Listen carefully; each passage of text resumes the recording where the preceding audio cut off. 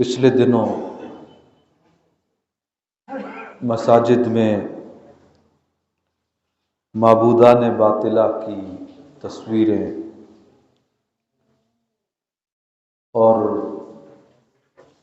ان کی مورتیاں رکھے جانے کے واقعات آپ حضرات نے یقیناً سنے ہوں گے۔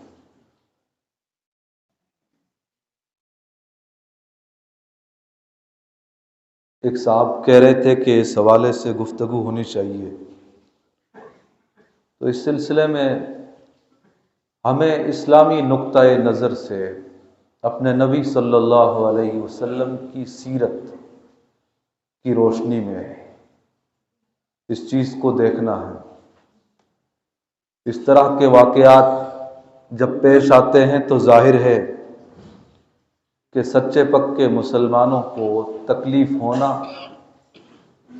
وہ ایک یقینی چیز ہے، اور ایک مسلمان کو اس طرح کی چیزوں کے سدباب کے لیے جو کچھ اپنی سطح پر وہ کر سکتا ہو کرنا بھی چاہیے۔ آقا کریم صلی اللہ علیہ وسلم جب نبی بن کر تشریف لائے تو آپ حضرات نے سنا ہوگا کہ وہ جہالت کا،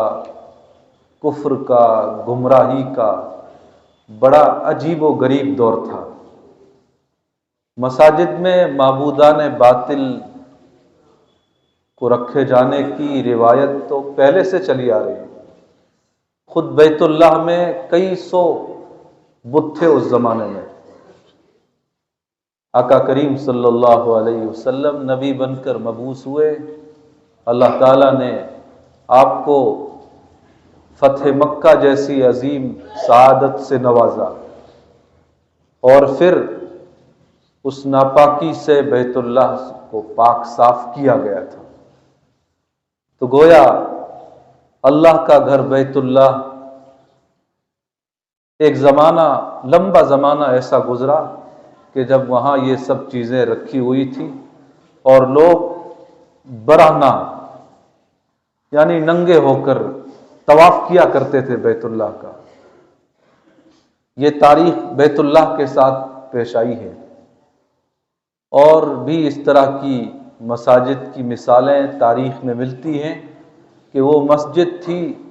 پھر کچھ حالات بدلے، غیروں کا تسلط قائم ہوا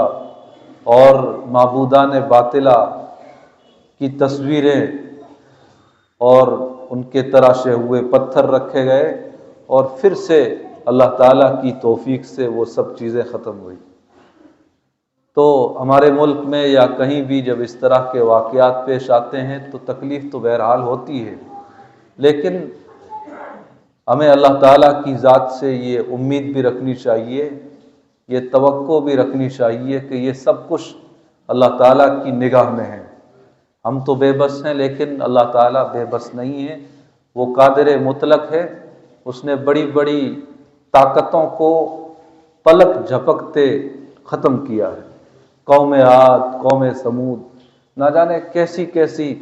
طاقتور قومیں اس دنیا میں آئی، اور اللہ تعالیٰ نے ایک جھٹکے سے انہیں ختم کیا۔ تو ہم جنہیں طاقتور سمجھتے ہوں، پاورفل سمجھتے ہوں، تو وہ ہمارا اپنا ذہن ہے، ہمارا اپنا خیال ہے، ہماری اپنی سوچ ہے۔ اللہ تعالیٰ کے یہاں کوئی طاقتور نہیں، کوئی پاورفل نہیں، بلکہ اللہ تعالیٰ خود سپریم پاور ہے۔ ہاں، البتہ اس طرح کے واقعات ہمیں کچھ نہ کچھ سوچنے پر مجبور ضرور کرتے ہیں۔ اللہ تعالیٰ قرآن میں فرماتے ہیں وَمَا أَصَابَكُم مِّن مُّصِيبَةٍ فَبِمَا كَسَبَتْ أَيْدِيكُمْ وَيَعْفُو عَن كَثِيرٍ،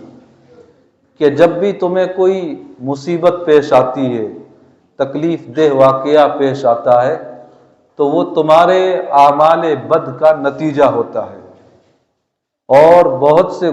گناہوں کو تو اللہ تعالیٰ ویسے ہی معاف فرما دیتے ہیں۔ اور ایک دوسرے مقام پر فرمایا گیا وَأَنْتُمُ الْأَعْلَوْنَ إِن كُنتُم مُّؤْمِنِينَ، تم ہی سربلند رہو گے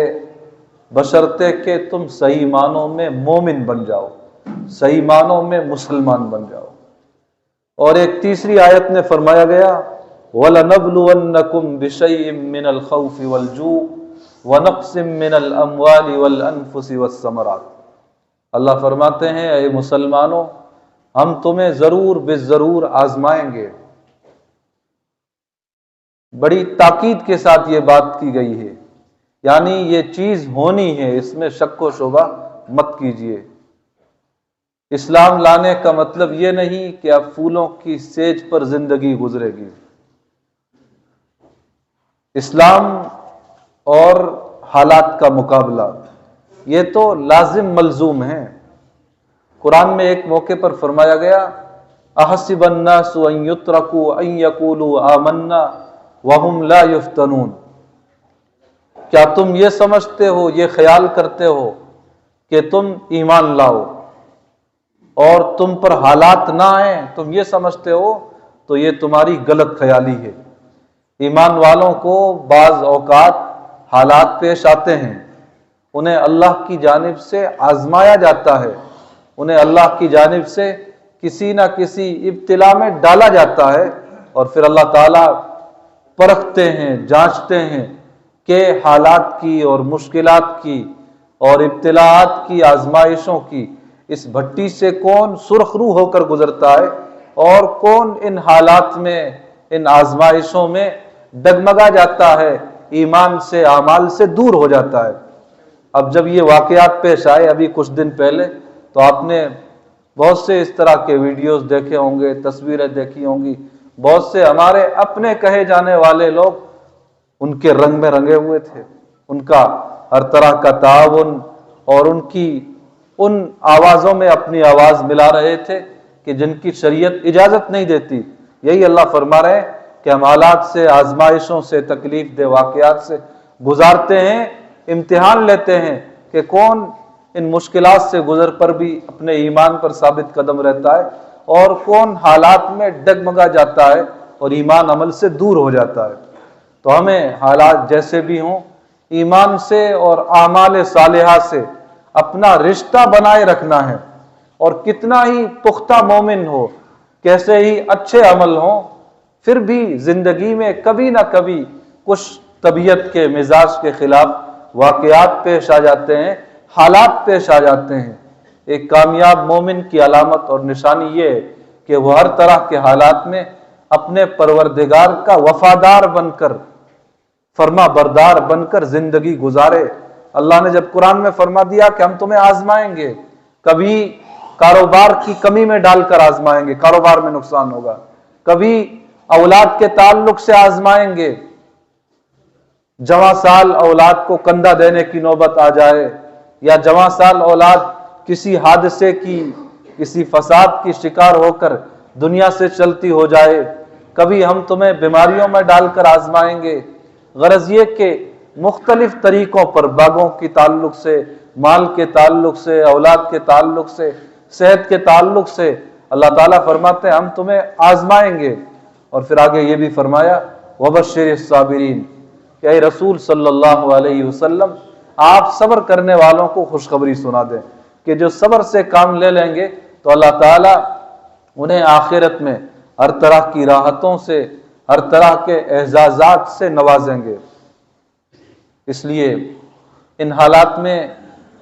یہ جو خیال آتا ہے، بعض دفعہ آدمی یہ سوچتا ہے کہ میں ایک مسلمان ہوں، قرآن اللہ تعالیٰ کی عظیم کتاب،